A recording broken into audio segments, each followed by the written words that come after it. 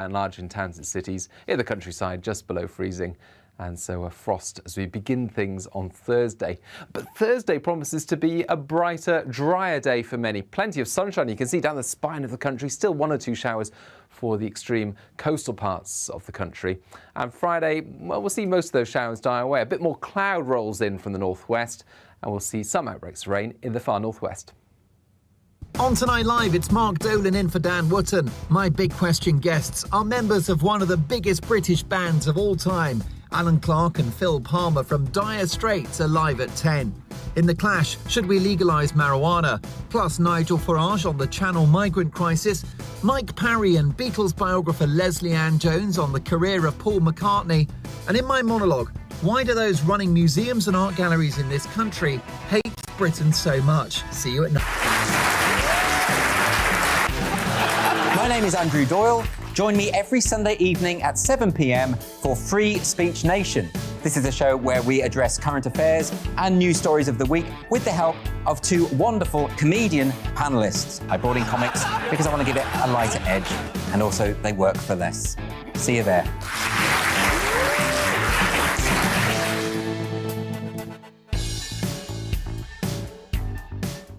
I'm Colin Brazier. I've reported from more than 70 countries around the world, covered wars from Afghanistan to Iraq, from Lebanon to the Balkans. I'm trying to bring that experience, that feel for events, to the studio. And something else. I'm ready to give an opinion. Today's stories with a spark. Brazier from 8 p.m. weekdays on GB News. Join us for the Political Correction. We're here every Sunday to correct politics and put you, the people, back in charge. We talk about all areas of the United Kingdom, including Northern Ireland. Our debate goes way beyond the Westminster Village. It's about the real country. It's about your opinion. So please, we want you to tell us what you think. This is the Political Correction. Every Sunday morning from 10 a.m. here on GB News.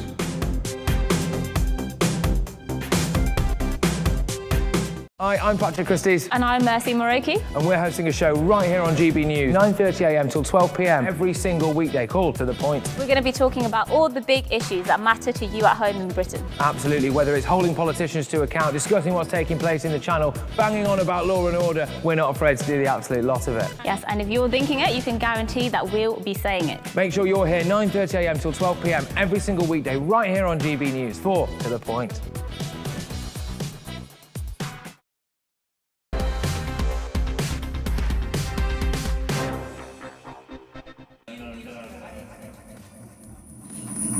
Coming up, bring back the hard shoulder, a major victory for campaigners who say smart motorways are really anything but. Also, 400 private jets and Green Greta turning the air blue. Might it just be that the optics of COP26 do more harm than good to the cause of British environmentalism? And Scotland's 50-year-old frozen seaman that's helping the Aberdeen Angus recapture his mojo. All that's coming up, but first the news with Polly.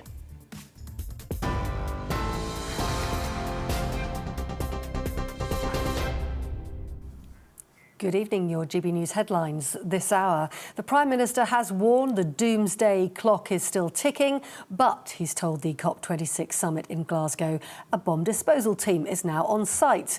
Boris Johnson also told the world leaders the world faces both an economic and an environmental catastrophe if the climate isn't fixed. My message to them, to the negotiators, is very simple. The leaders of the world may have left or are leaving COP now, but I can tell you that the eyes of the world, the eyes of the populations of the world are on you, and the eyes of the British government and all the other governments that care about this are on our negotiators, and we have your numbers.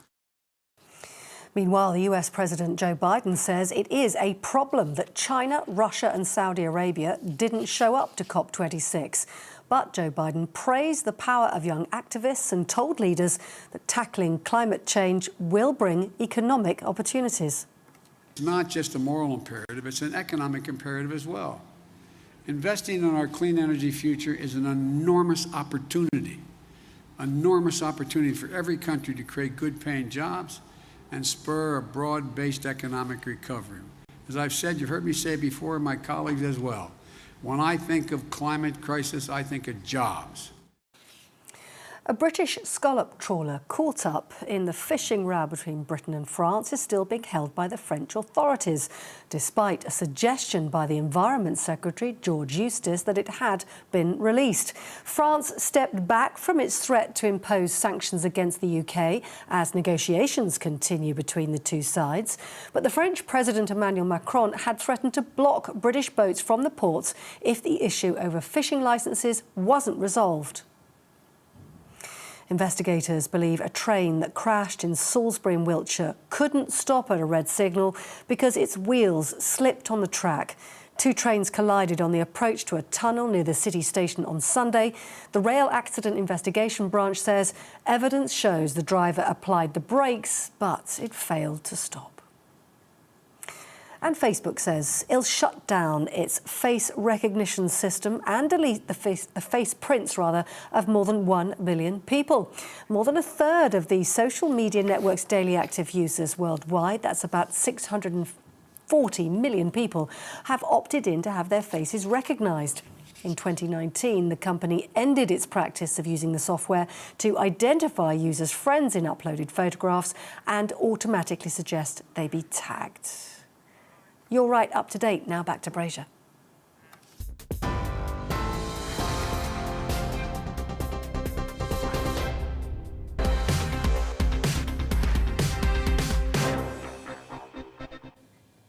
Well, for the world's 1.5 billion Roman Catholics, today is important. All Souls Day, when the Church remembers all those who have lived and died before us. I mention this because although it sometimes feels like environmentalism as the trappings of a religion, with Greta Thunberg as a sort of end-of-days prophet, it actually follows a very different creed. Christianity professes that all souls are equal and will be judged not according to their wealth or status, but their behaviour.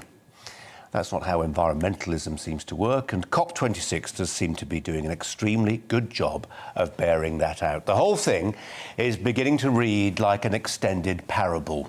400 private jets have flown into Glasgow. 400.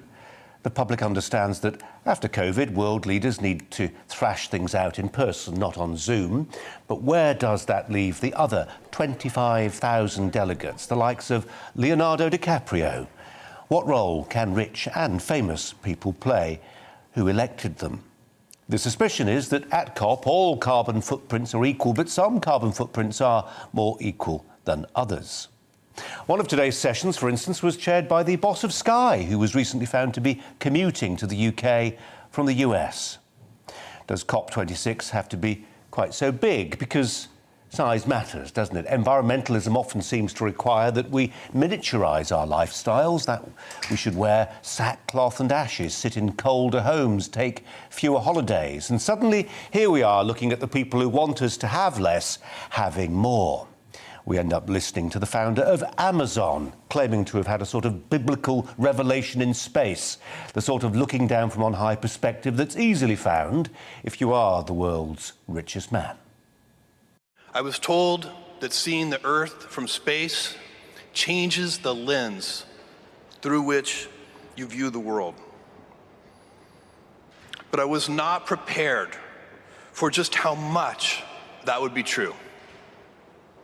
Looking back at Earth from up there, the atmosphere seems so thin, the world so finite and so fragile.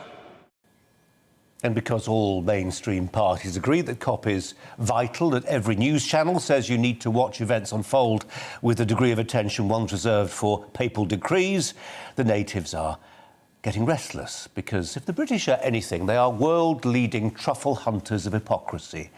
Their natural posture is inclined to taking the mickey and puncturing pomposity. It's kept totalitarianism at bay for centuries, and at COP26 we Brits are sniffing the scent of humbug in spades. Not all of it is rank hypocrisy, of course. Some of it is cock-up. The disabled Israeli minister today, for instance, who couldn't find any wheelchair access. That episode earned her a personal apology from the Prime Minister. Some of it's more predictable. The tantrum by Emmanuel Macron, the French president, who skipped the royal reception and left COP a day early. But some of it is serious. COP is so big, the optics have been so bad, the leader of the free world fell asleep during the opening speeches, remember, that disgruntled citizens begin to question its wider purpose, its foundational principles. As one commentator pointed out today, wind is currently generating only 3% of UK electricity, less than coal and a lot less than gas. It begs the question, will COP26 do more harm than good? Might it actually leave such a bad taste in our mouths that the whole experience effectively backfires? Because sanctimonious intentions do not automatically yield good headlines. Just look at Insulate Britain. Those activists are possessed of a zeal we normally find in would-be religious martyrs. They know they're right and care nothing that most people think they're both wrong and balmy. And as with Insulate Britain, so with COP26, it's seen as out of touch with the realities of life, the sort of life we little people have to live, full of charter flights and roads that aren't cleared for our cavalcade. Its sheer size has made COP a hostage to fortune, the hangers-on, the celebrities, the has-been politicians, the battalions of preening presenters. It's too much. It feels like a gathering, a conclave of a priesthood class who assume we believe that they, and only they, know the secret of our future salvation. Not so much All Souls Day as our way or the highway. That's the Brazier angle.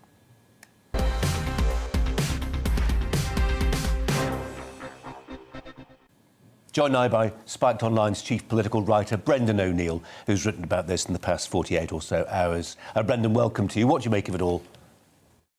I think it's increasingly repulsive, and I think it's hard to remember the last time there was such a collection of hypocrites and narcissists and virtue signalers as there are at COP26. I think what it really looks like to many people is a bunch of extremely wealthy individuals telling the rest of us that we have to learn to live with less meat, less flying, less driving. There's a kind of Versailles feel to it. You have this decadent elite who drive around in gas-guzzling limousines, who fly in private jets, looking down their noses at the habits of the masses and telling us to change our ways. I think it's going to backfire, and I think a lot of people are feeling pretty exhausted with this constant eco-lecturing.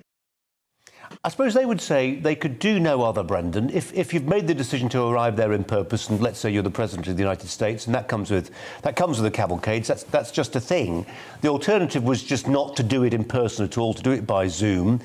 But the cry that keeps coming back is, well, look, we couldn't keep doing it by Zoom.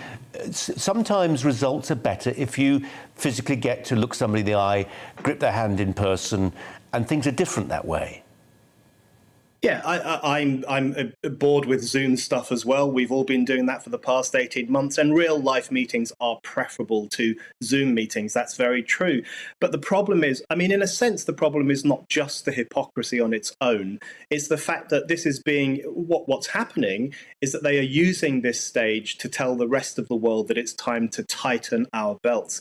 And in a time after the lockdown in which people have lost their jobs and people are worried about the future and worried about how to make ends meet, and at a time when 3 billion people around the world still live in poverty, when much of the world is not developed, has not been through an industrial revolution, has not reached the level of standard of living that we in the West enjoy, I think to focus on slowing down economic growth, reining everything in, making a smaller human footprint is just wrong. And I think increasingly environmentalism looks to many people like rich people telling poor people to stop being so greedy. And I think that's what's going to rub people up the wrong way.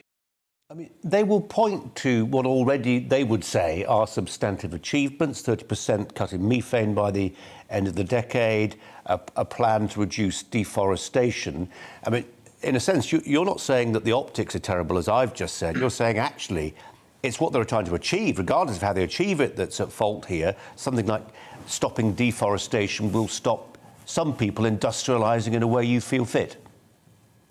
Yeah, I think that, I completely agree with what you said. The optics are terrible, and I think people will find it quite irritating. But for me, the bigger problem is the ideology behind all of this. And, we all want to live on a clean planet. We all want to breathe clean air and have clean water. That goes without saying.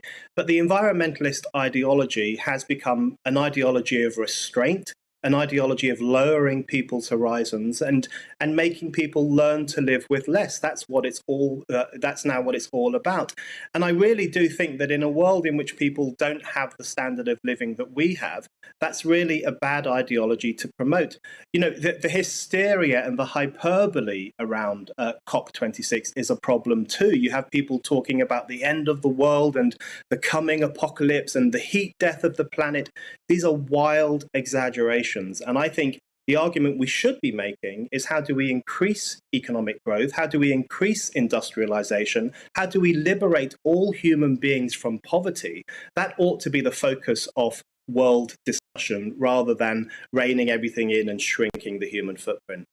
You see, Brendan, a lot of that was really predictable, it seems to me. I make this analogy with, and you've made it, I'm sure, in the past, this idea that it feels like some sort of millenarian religious cult.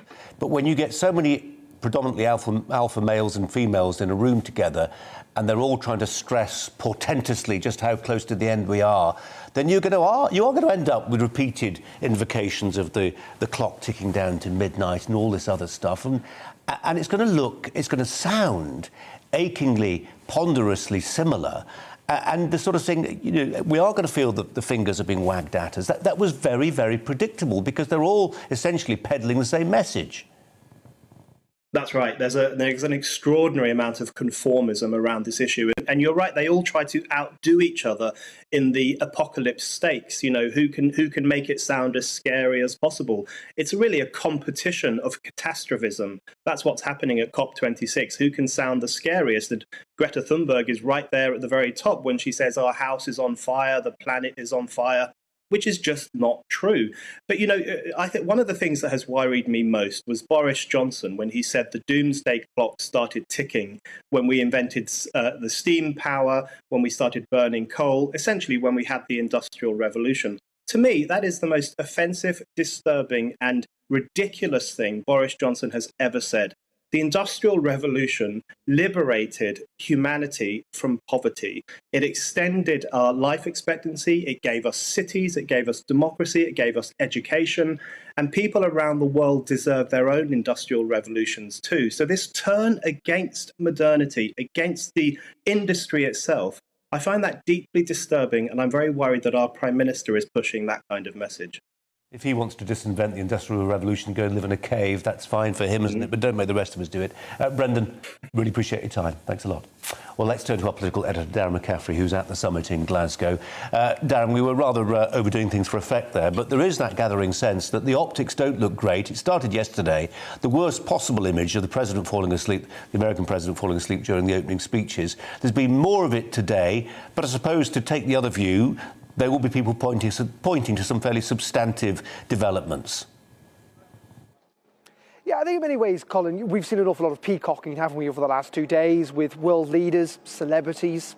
Leonardo DiCaprio was walking around today, Nico Rosberg, former F1 driver. We've had billionaires, more billionaires maybe than Boris Johnson metaphors, Jeff Bezos, Mike Bloomberg, Bill Gates. And you're right, of course, many of them are flown here on private jets. We know the kind of cars that Joe Biden and others and the cavalcades and all that sort of stuff. Now, some of that's down to security. Is it bad optics? It is. Does it generate bad newspaper headlines? It does. Will it lead to cause of hypocrisy? Of course it does. But in the end, also, has this conference essentially got the world for 2 days, and are we looking at some of the international press, to focus on Glasgow, to focus on COP, to focus on climate change? It has, and in the end, that's all these world leaders really wanted, I suppose. Now, have they achieved an awful lot? Well, I think there were 2 announcements today that were of significance. The deforestation announcement, this is that 85% of countries that host the largest forests in the world, countries ranging from Canada to Russia to Brazil to the Congo, saying that they have committed to stopping deforestation by the end of this decade. Clearly having trees is really, really important as the lungs for our planet. In saying that, in reality, is it actually going to happen? We had a similar agreement in 2014, and since then, the size of our forests has continued to fall, with people like President Bolsonaro in Brazil in charge, maybe not a surprise. And a second announcement on methane, lowering the amount of methane that's going to be pumped into the atmosphere by 30%. This is by the United States and the EU, so not the world as a whole. Methane is the second largest contributor to greenhouse gases after carbon dioxide. A start again. But in the end, these announcements are important. They're not going to transform things. They're not going to reach that ambitious goal that Boris Johnson said this conference is all about, keeping global temperatures capped at 1.5 degrees. I think the key moments actually have not been, even though the attention has been on yesterday and today, will actually begin tomorrow when the negotiators actually get down to work in rooms in this conference centre and start working out the finer detail. Interesting, and I'll end on this, Colin, how the Prime Minister's tone really changed today. I thought it was all doom and gloom when I was with him in Rome at the start of this conference as well, talking about the fall of civilization and that sort of stuff. Today, he seemed to be suggesting that progress could be made, a bit more of the optimistic Boris that we're used to. I'm not entirely sure what has spurred that, but there is a sense that actually things could be done in the next 10 days or so that could make a difference. I'm not entirely sure it's the moment that's going to change the world, as some would like to present, but potentially it could be a deal that might keep that target of 1.5 degrees being kept alive. Darren, thanks a lot. It is possible for one young woman to make a difference, for someone with no expertise or specialist knowledge to win an argument because she demonstrably believes in what she's saying and isn't doing it for fame or material gain. I'm not talking about Greta Thunberg again, who long ago started to believe her own publicity, but Claire Mercer, a young working-class woman from Yorkshire who, more than anyone, may have forced a major change in government policy that will affect many of us and will certainly save lives. Mercer is the widow who's campaigned against so-called smart motorways. Her late husband, Jason, was killed on the M1 in South Yorkshire 2 years ago. And since then, she's done something really quite remarkable. Again and again, she's gone on TV and radio and submitted herself to that inevitable but necessary journalistic inquiry. Tell us what happened to your husband. She does it because she's made a calculation that it's only by telling her own story that the public will understand that it's also our story.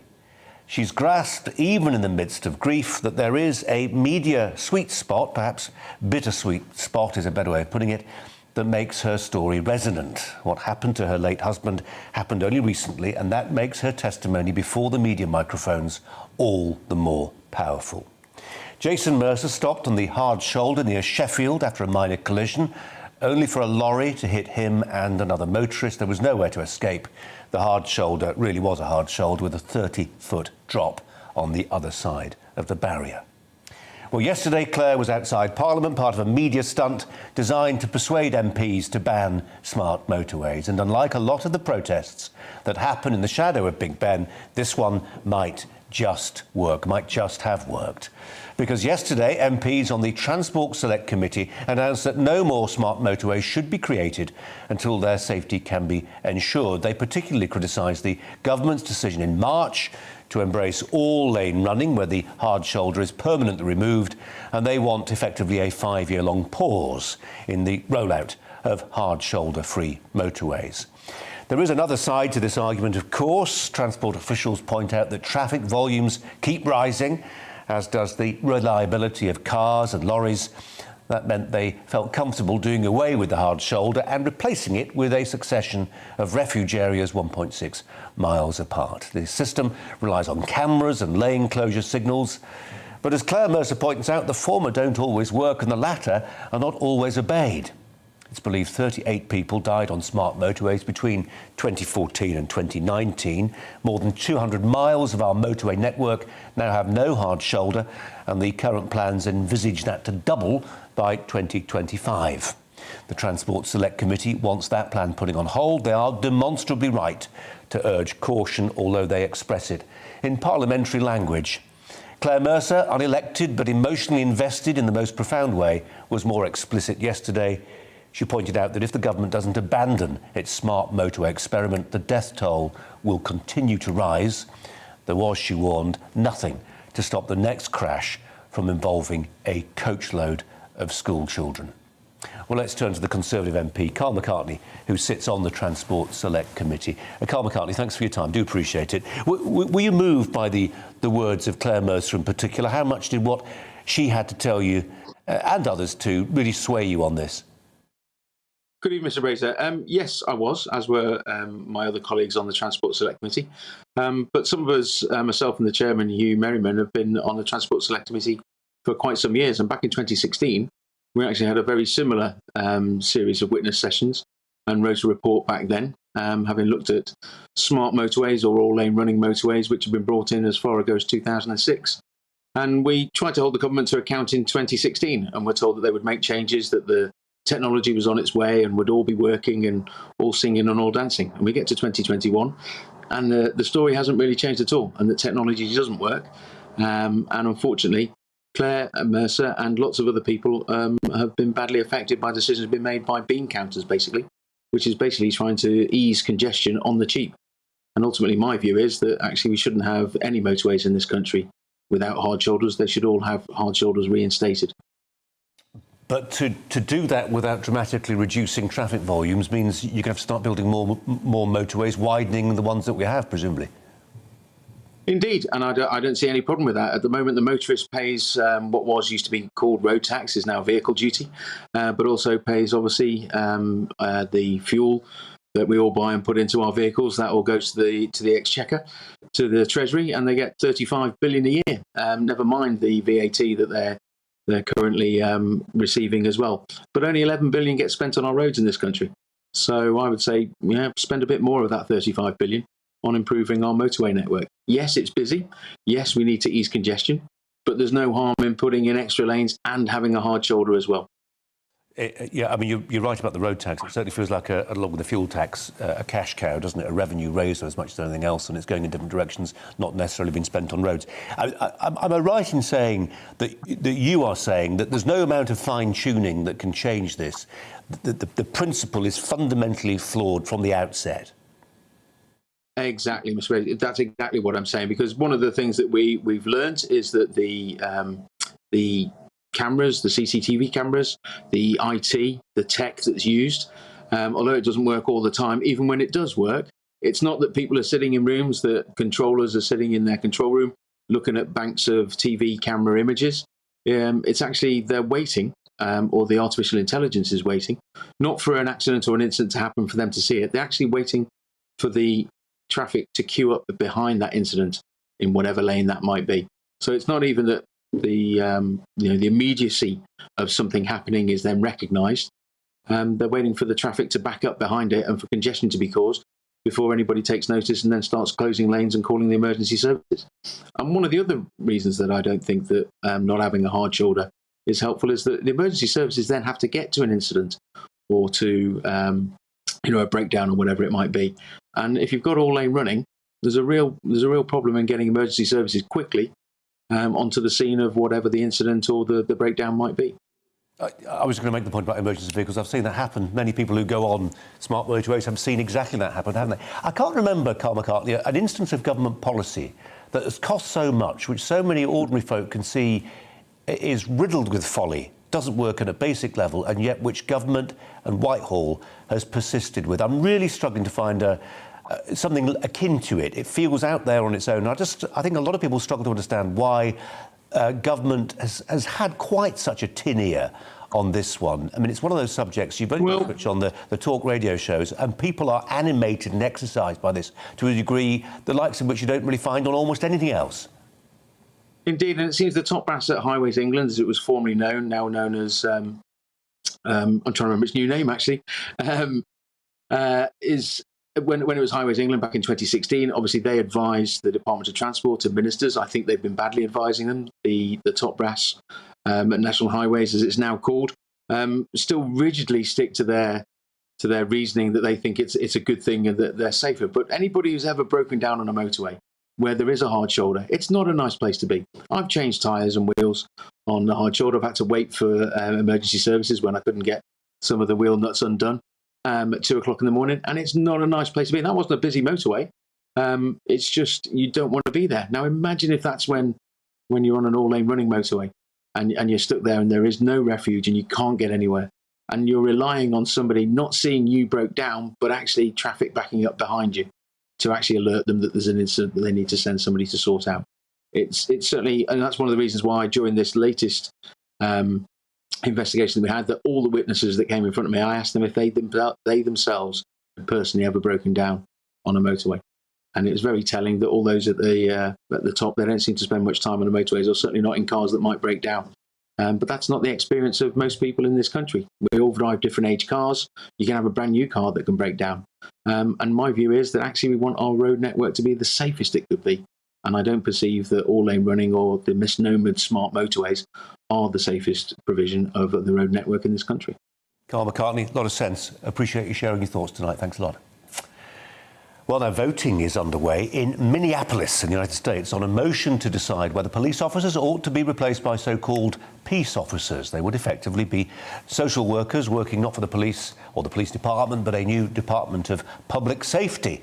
Well, the motion follows the launch of a campaign to defund the police organised in the wake of the killing of George Floyd. We're joined now by Heather MacDonald, the author and a scholar at the Manhattan Institute. Heather MacDonald, thanks so much for joining us today. Do appreciate it. Voting's going on now. For a lot of people in the UK, this was just a slogan, defund the police, not a policy. But there are substantial numbers of serious people who believe it ought to be something that's taken on board at a statutory level.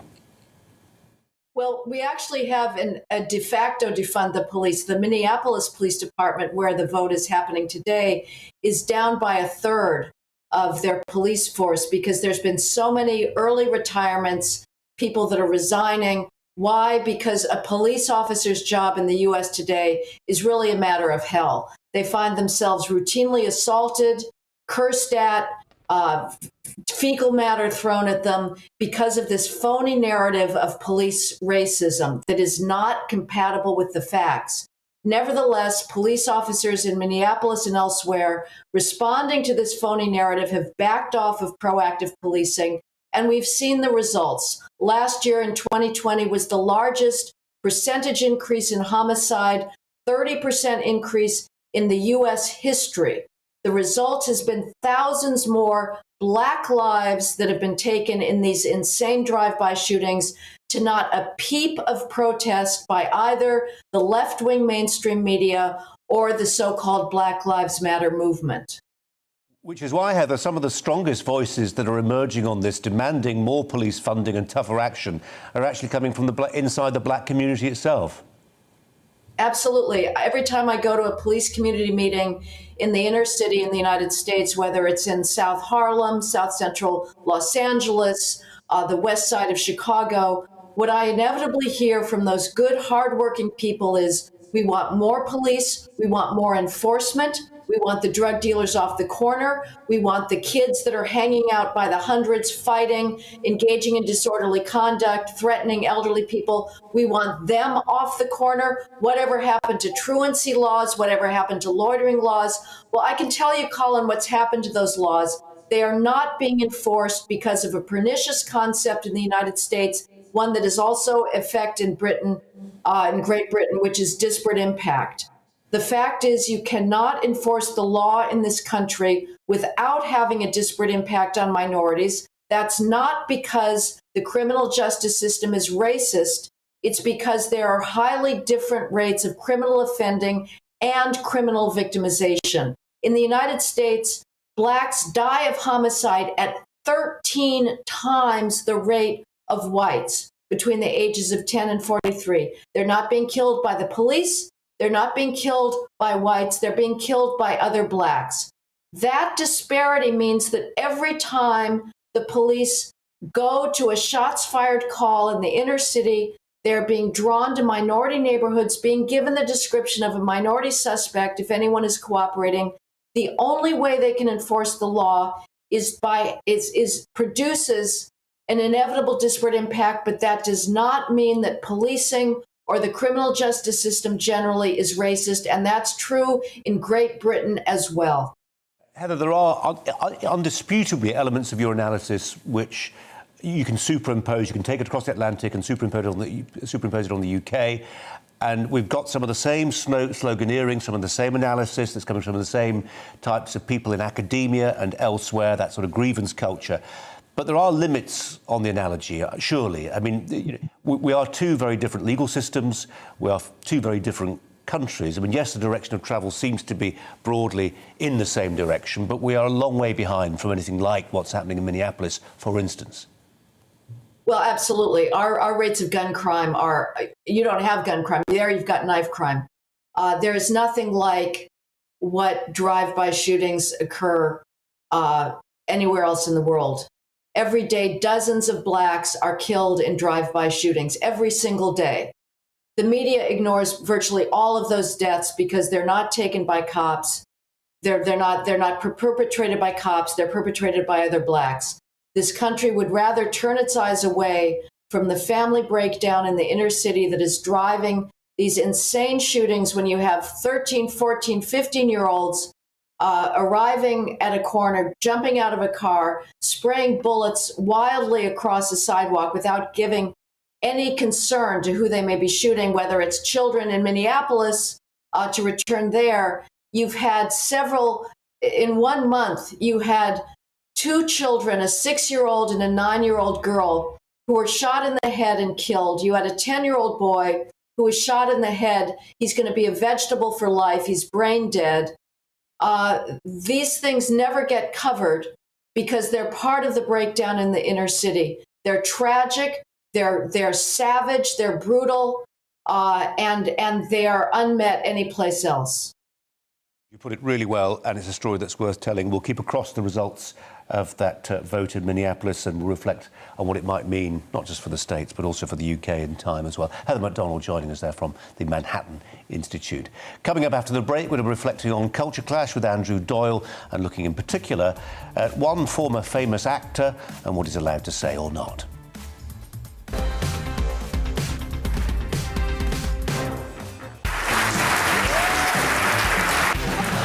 My name is Andrew Doyle. Join me every Sunday evening at 7 p.m. for Free Speech Nation. This is a show where we address current affairs and news stories of the week with the help of 2 wonderful comedian panellists. I brought in comics because I want to give it a lighter edge, and also they work for less. See you there.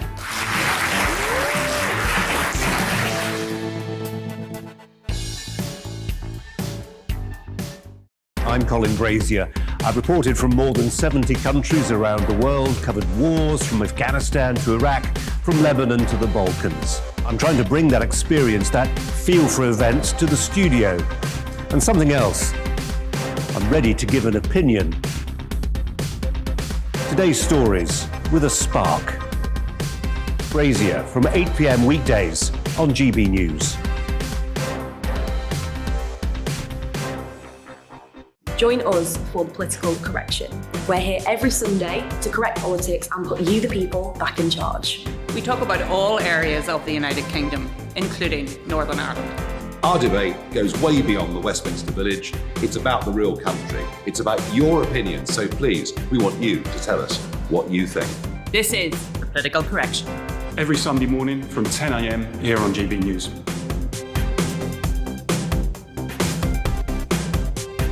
Hi, I'm Patrick Christie's. And I'm Mercy Moroki. And we're hosting a show right here on GB News, 9:30am till 12pm, every single weekday. Call to the point. We're going to be talking about all the big issues that matter to you at home in Britain. Absolutely, whether it's holding politicians to account, discussing what's taking place in the Channel, banging on about law and order, we're not afraid to do the absolute lot of it. Yes, and if you're thinking it, you can guarantee that we'll be saying it. Make sure you're here 9:30am till 12pm, every single weekday, right here on GB News, for To The Point.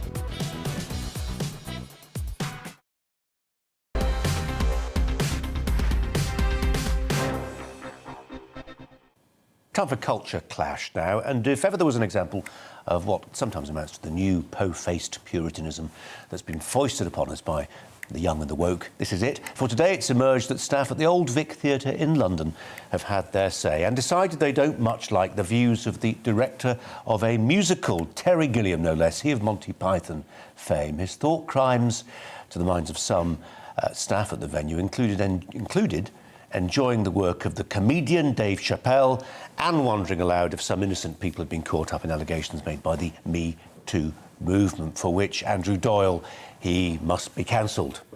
I don't mind it when these sort of things happen. Well, I obviously disapprove, but the more that these things happen, the more people will realise that there is a problem in the industry generally. Because he's held in real affection and regard, isn't he? Well, hugely, absolutely. And Terry Gilliam has a very sort of visionary view of the world. That applied to this Sondheim piece would be a very fascinating piece to see. And of course now theatre goers have been deprived the chance of seeing it, and I think a lot of people will be annoyed about that. But what's interesting about this is it came about because of complaints from members of staff, even some freelance members of staff, and they weren't happy because of Terry Gilliam's views. That has absolutely nothing to do... I mean, they're free not to like his views or disagree. It's got nothing to do with the production. And the fact that the theatre, the Old Vic Theatre, would now capitulate to a few members of staff who just didn't approve of him is a bizarre thing. And I don't think many people are going to be on side with this, or many people are going to be sympathetic to this decision. I mean, if you just look through social media, generally the feeling is the Old Vic have lost the plot here, and it's a bizarre idea. He's totally entitled to his viewpoint, but I think there is a problem within the theatre industry. The theatre industry is very much captured by this very narrow-minded, censorious ideology at the moment, and as a result, you have a sort of denuded theatrical landscape. And I think it works on three strands, really. Firstly, there's the people who commission theatre, who now seem to be more interested in the message that a play sends. So if we're going to do Shakespeare at the Globe, it's got to be... It's got to be reinterpreted. Yeah. We've got to be reminded about how evil and racist Shakespeare was in order to enjoy the play. And then you've also got the critics. A lot of critics are now reviewing work on the basis of whether or not they agree with the politics behind it. That's very boring as well.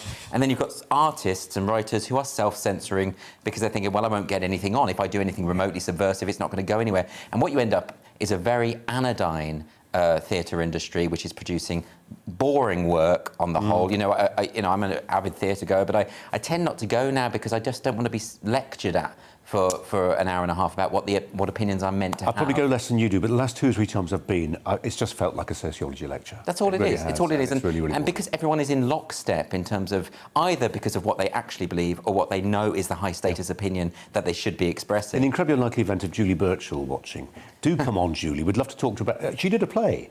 Yes, she did. She co-wrote a play which was on for not very long. It was about Brexit. Yep, about which she cares very deeply. Yep. And I don't know why the run wasn't long. You seem to do well in terms of bookings to start with, but maybe it just didn't fit. I don't know. Well, I think you're going to get more and more theatres who are going to be bold enough to push back against this because it'll be popular.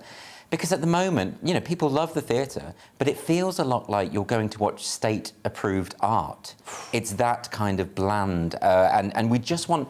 The theatre should be exciting, should be subversive, should be pushing you in areas you don't expect. This stuff is very predictable, and you know, it'd be fascinating to see Gilliam take on Sondheim. That would be amazing, and I hope that another theatre will take it up. By the way, I think you're wrong in just saying this is, and you know, it's not just theatre. I mean, publishing.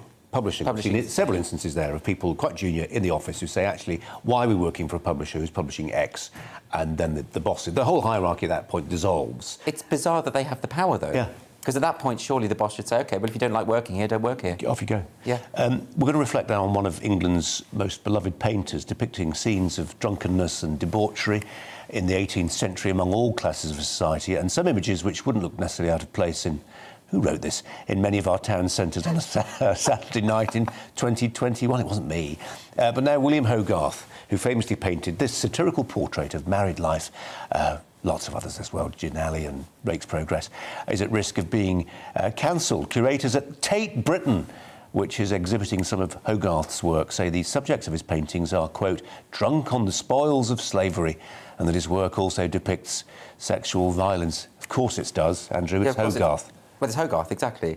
I mean, it's interesting you say that about a night out. I remember going out in Ipswich on a Saturday night, and it was a bit like Gin Lane. It was a bit like that, you know, where people stripped to the waist having fist fights in car parks and things like that. You know, it's quite interesting. But I think there is some, like, This exhibition, so this is the exhibition at the Tate, and again, it's this moralising, hectoring thing. You know, I do often get a bit annoyed by the explanatory cards next to works of art. Sometimes they can be really fascinating because they tell you something about the background, but it's when they tell you what to think about the art, or when they tell you, or when they, even worse, when they basically tell you what an evil person the artist was, or why we should disapprove. It's a nice picture, but just remember that he was a complete so-and-so. Exactly. I mean, apparently on one of the self-portraits at this Hogarth exhibition, there's a bit talking about how the timber of the chair he's sitting on would have been sourced from colonialism, and therefore we should disapprove. Well, yeah, because this was the height of empire. What do they expect? Yeah. But it's a bit like going around an art gallery with Mary Whitehouse prodding you in the ribs, saying you should disapprove of this. I would suggest people go and see this exhibition, but ignore the explanatory cards. They'll have a lot better time of it.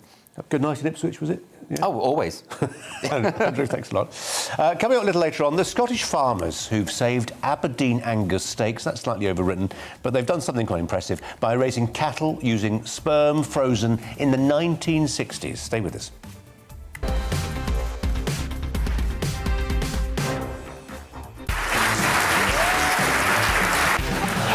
My name is Andrew Doyle. Join me every Sunday evening at 7 p.m. for Free Speech Nation. This is a show where we address current affairs and news stories of the week with the help of two wonderful comedian panellists. I brought in comics because I want to give it a lighter edge, and also they work for less. See you there.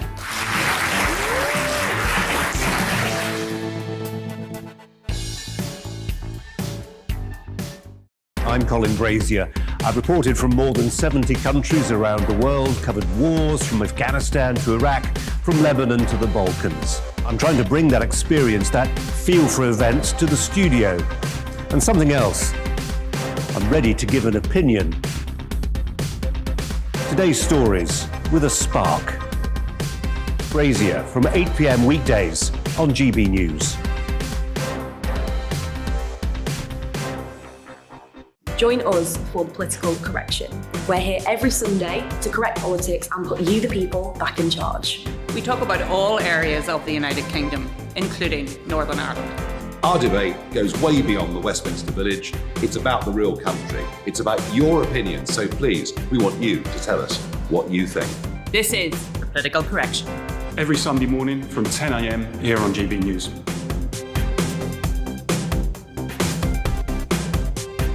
Hi, I'm Patrick Christie's. And I'm Mercy Moroki. And we're hosting a show right here on GB News, 9:30am till 12pm, every single weekday. Call to the point. We're going to be talking about all the big issues that matter to you at home in Britain. Absolutely, whether it's holding politicians to account, discussing what's taking place in the Channel, banging on about law and order, we're not afraid to do the absolute lot of it. Yes, and if you're thinking it, you can guarantee that we'll be saying it. Make sure you're here 9:30am till 12pm, every single weekday, right here on GB News, for To The Point.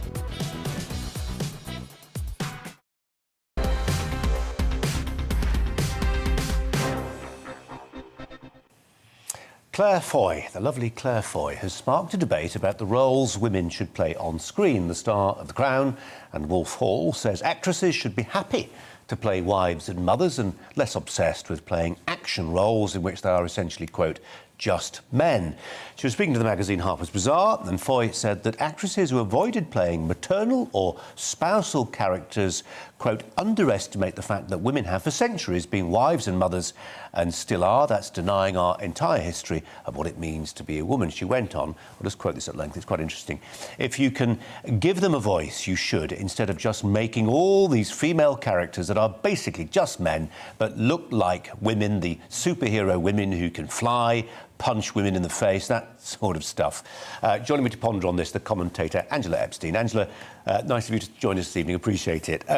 She's getting this off her chest, isn't she, Claire Foy? And I mean, it's indisputable, an essential point that, you know, if you want to reflect past times, which have been characterised by a certain degree of gender inequality, and if you want to play a wife, reflect accurately and faithfully those times, then maybe being a wife or a mother is part of the gig. Well, I think part of this is underestimating the strong role that's involved in being a supportive wife or mother. The very word support suggests you're holding things up, you're the scaffolding, you're the power behind the throne. Women by default or by design, because, you know, we're physically built to have babies, may decide that they want to be at home with children more, or maybe they don't. But if there are women that do that because their body's been screaming chemically and biologically that they want to be at home and be a mum and be, you know, the so-called housewife, which is always seen as a derogatory term, but it's a wonderful thing if that's what you want to do. And the thing is, it's become now a zero-sum game. Mum, stay-at-home mum, supportive wife, bad. Superhero who goes and saves the world, good.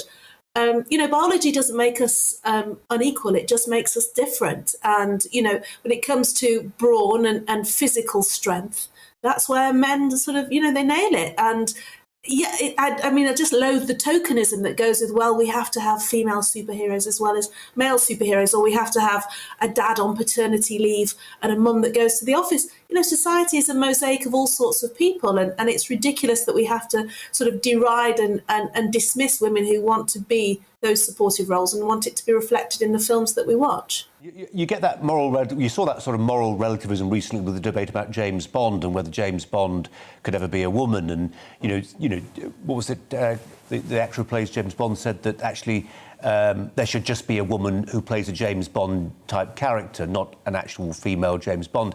And it was this idea that somehow, you know, womanhood is to be weak, so therefore she's got to be punchy and brawny and Bond-esque.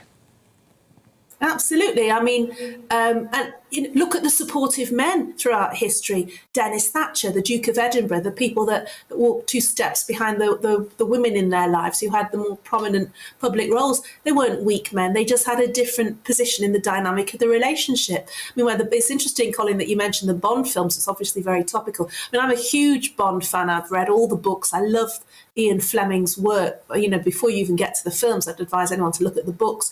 He created a character. He created a male super spy. That's what he did.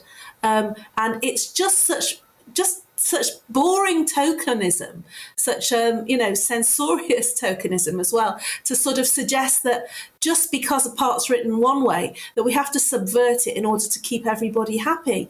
You know, it's like saying if there was a biopic of the Beatles, do we make them a different ethnicity, or you know, why can't we reflect what the writers intended, and accept that we all come in all shapes and sizes and celebrate that, rather than saying, you know, no, we have to. It's now time for a female James Bond. Well, how tokenistic is that? I'd rather have another character, as you say, who was brilliant at what she does. But why does she have to follow in the footsteps of Bond? It's a reflection, Angela, of where we are. I mean, I don't know if you caught my conversation with Andrew Doyle a moment ago, but it's a reflection, it seems to me, of where we are, that when someone like Claire Foy says this, there's almost a bit of you that's on tenterhooks thinking, oh, crikey, now, she's quite a good actress, but she's blown it. She doesn't matter how good she was in The Crown or Wolf Hall or playing Neil Armstrong's wife, and that, you know, she's not going with the prevailing flow. She's saying something which doesn't fit the narrative. She might struggle to get some work. Well, it would be shocking if that was the case, because what's happening now is it's becoming a self-fulfilling prophecy, and there's a stampede for people to burnish their credentials and show how right on they are without actually looking at the sense behind it. And if Hollywood becomes a kind of witch hunt because people don't subscribe to the so-called woke agenda, then we're all going to go to hell in a handcart. You know, I mean, not wishing to sound too over dramatic, but the Nazis burnt books of people who, you know, who they disagreed with and ultimately wanted to exterminate. And I know that's an extreme view, an extreme comparison, but you know, censorship is a dangerous, dangerous thing. People have a right, as long as it's legal and it's not insulting, to express their opinion. And it would be shocking if an actress as talented as Claire Foy was silenced because of this tiny minority who make so much noise, and everybody's too scared to criticise or you know, contradict. You put it beautifully as ever. Thanks very much indeed, Angela Epstein there. Pleasure. Now, Aberdeen Angus, the beef, is one of the strongest, you could argue one of the most recognisable brands on our supermarket shelves, if you can find any that have got food on at the moment. But it's also in danger of slightly misleading the consumer, because most Aberdeen Angus has been crossbred with American breeds. However, a couple in Scotland have succeeded in sourcing bull semen that's been frozen in nitrogen for over, well, half a century to re-establish the purity of a beleaguered bloodline. This is the story of Geordie and Julia Souter, who have been running a worldwide genetics project from their farm in Angus for the best part of 25 years. They've even gone so far as naming one super fertile bull after the Prime Minister, Boris Johnson. The beef is not yet for sale if you're thinking of trying to source it, but the Souters hope that it will be available through a butcher's in Edinburgh in the coming months. Well, Geordie and Julia join me now to explain how they got to this amazing outcome, really. Thanks so much for joining us this evening. Do appreciate it.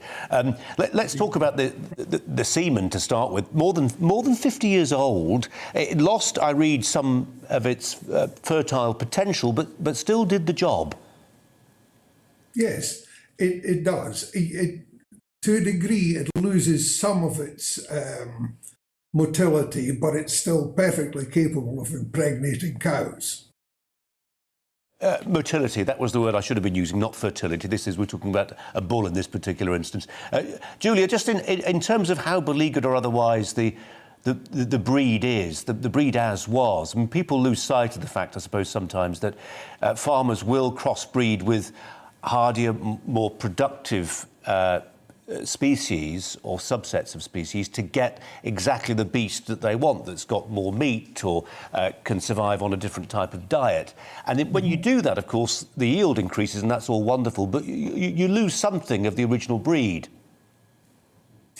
Yes, it's the law of unintended consequences, that you look at the market you've got, you look at the terrain, the topography, and you're going to breed an animal that is going to suit your conditions. But you can lose a quality.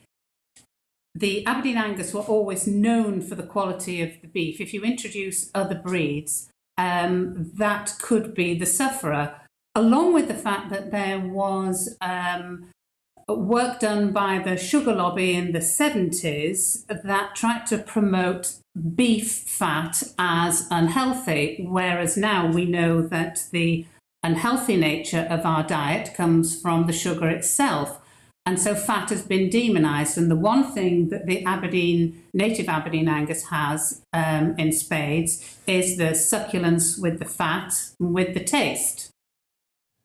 Geordie, tell us about how you managed to source, semen that was so old, but also not just from the bull, but also in terms of the cows that the IVF was then introducing the semen to, because it must have been very difficult to find cows that had an unblemished bloodline. Indeed, if I can put it that way. Indeed, it was. There were literally. This is where embryos came into it. There were literally only 20 cows left by the mid-1990s that had no imported bloodlines. Mostly they were in calf to North American bulls.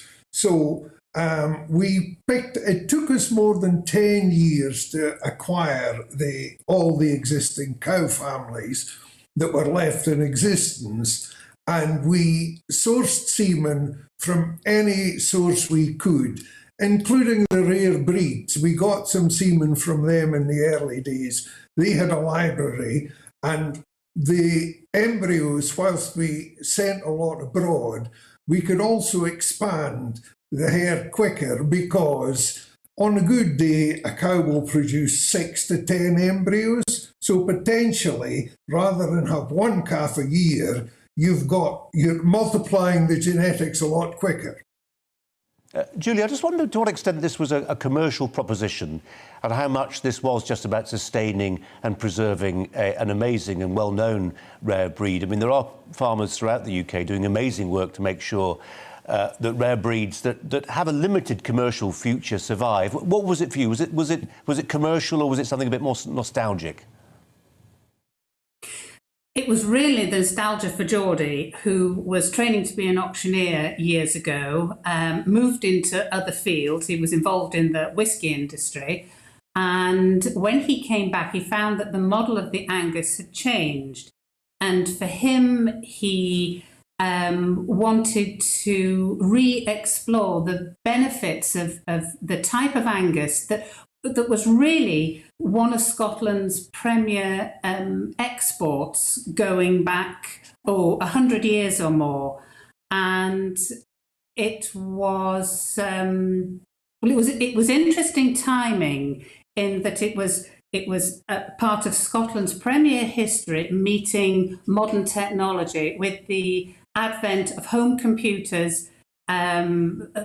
We were able to put up a website, people could see. It's brought so many interesting people here. We've then gone to revisit them. Okay.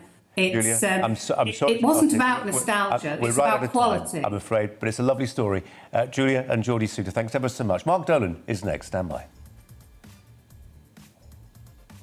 Hi there. Clearing skies overnight will lead to a chilly night in places with a touch of frost by dawn. Showers will continue around coastal areas, and it's around coast where we'll tend to avoid the lowest temperatures because of those showers and a brisk breeze. The breeze coming in from the north at the moment, it's containing some fairly cold air. The isobar's reasonably well spaced, so inland, lighter winds, clear skies as well.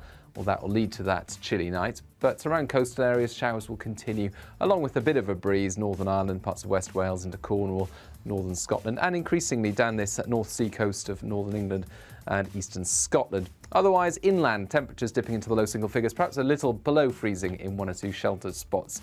So a cold start to Wednesday. A frosty start in places, one or two mist and fog patches towards the southeast, perhaps the Midlands as well. Otherwise, plenty of sunshine inland, but this area of cloud and showers will make an appearance into the east of England, northern and eastern Scotland, as well as western parts of the UK. And so where we've got the showers, where we've got a brisk breeze from the sea, it is certainly going to feel on the cold side, but there will be some sunshine around. Perhaps a few more showers, I think, in the east compared to Tuesday.